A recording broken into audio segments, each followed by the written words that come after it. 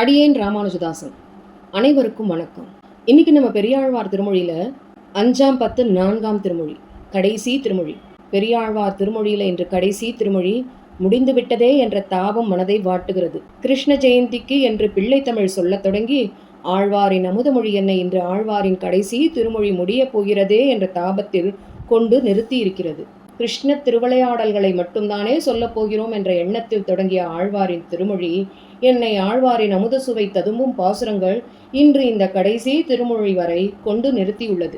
பெரியாழ்வார் என்றாலே பல்லாண்டு பாசுரங்கள் தான் நினைவு வரும்.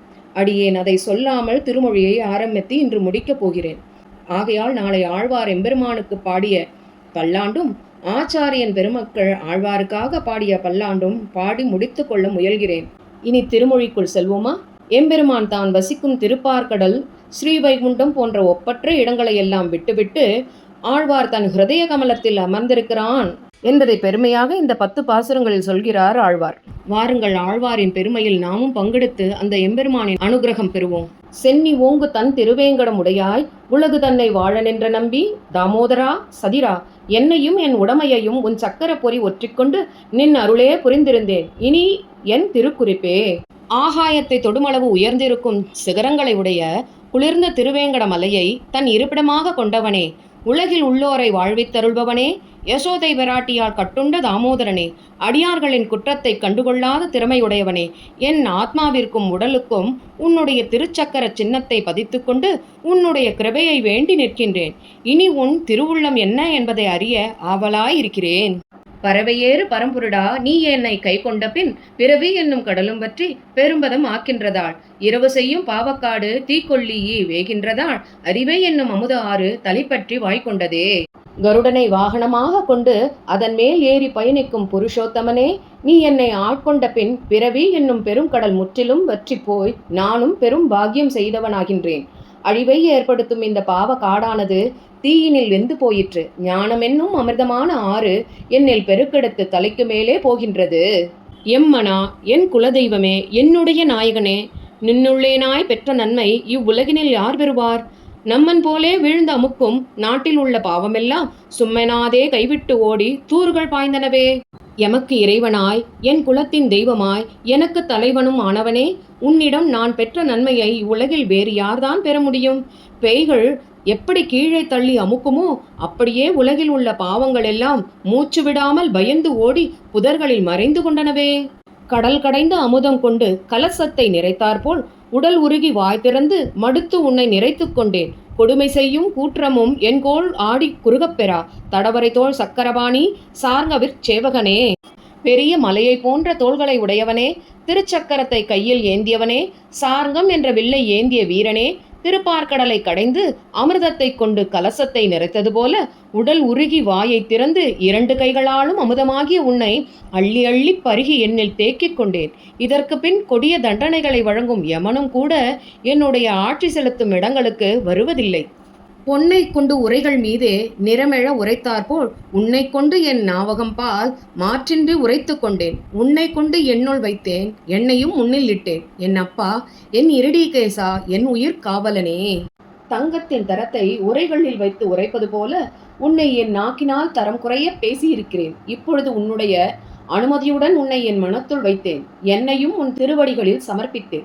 என் அப்பனே, என் இந்திரியங்களை ஆள்பவனே, என் உயிர் காப்பவனே, உன்னுடைய விக்கிரமம் ஒன்று ஒழியாமல் எல்லாம் என்னுடைய நெஞ்சகம் பால் சுவர் வழி எழுதி கொண்டேன். மண்ணடங்க மழுவலங்கை கொண்ட இராம நம்பி என்னுடைய வந்து எம்பெருமான் இனி எங்கு போகின்றதே?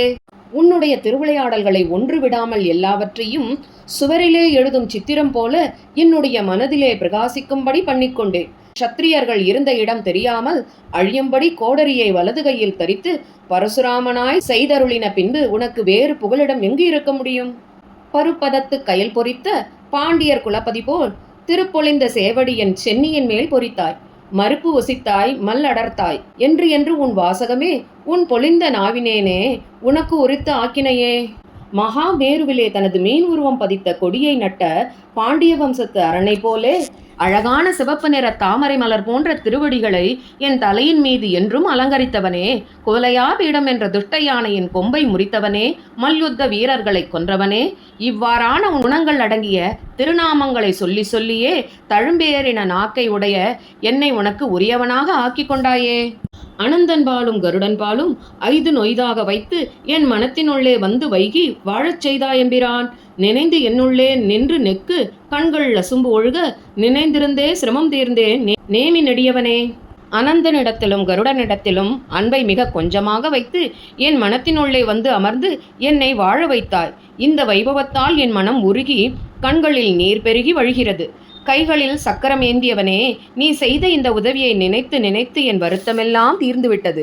பனிக்கடலில் பள்ளிகோலை பழகவிட்டு ஓடி வந்து என் மனக்கடலில் வாழவல்ல மாய மணாள நம்பி, தனிக்கடலே தனி சுடரே தனி உலகே என்றென்று உனக்கு இடமாய் இருக்க என்னை உனக்கு உரித்து ஆக்கினையே. குளிர்ச்சியான திருப்பார்கடலில் படுத்துக்கொள்ளுவதை மறந்துவிட்டு அங்கிருந்து ஓடி வந்து என்னுடைய மனம் என்ற கடலில் வாழ்கின்ற மாயவனே, திருமகளின் மணாளனே, பரிபூர்ணனே, தன்னிகரற்ற இடங்களான திருப்பார்கடலும் சூரிய மண்டலமும் பரமபதமும் உனக்கு ஏற்ற வாழுமிடமாக இருக்க அவற்றை விடுத்து என்னை உனக்கு அடிமையாக்கி கொண்டாயே. தடவரை வாய் மிளர்ந்து மின்னும் தவள நெடுங்கொடி போல் சுடர் ஒளியாய் நெஞ்சின் உள்ளே தோன்றும் என் சோதி நம்பி, வடதடமும் வைகுந்தமும் மதில் துவராபதியும் இடவகைகள் இகழ்ந்திட்டு என் பால் இடவகை கொண்டனையே. பெரியதான ஒரு மலையின் உச்சியில் பரிசுத்தமாக விளங்குகின்ற கொடி எல்லோரும் காண எளிதாக இருப்பது போல என்னுடைய ஹிருதய கமலத்தின் உள் மிக தெளிவாக பளபளவென்று தேஜசுடன் விளங்கும் எம்பெருமானே, வடதிசையில் உள்ள திருப்பார்கடல் ஸ்ரீவைகுண்டம் மதில்களால் சூழப்பட்ட ஸ்ரீ துவாரகை ஆகிய உனக்கு ஏற்ற இடங்களையெல்லாம் விட்டு என்னுள் வந்து அமர்ந்து எனக்கு பேரருள் புரிந்தாயே. வேயர் தங்கள் குலத்துதித்த விட்டு சித்தன் மனத்தே கோயில் கொண்ட கோவலனை, கொழுங்குளிர் முகில்வண்ணனை, ஆயர் ஏற்றை அமரர் கோவை அந்தனர்தம் அமுதத்தினை சாயை போல பாடவல்லார் தாமும் அணுகர்களே.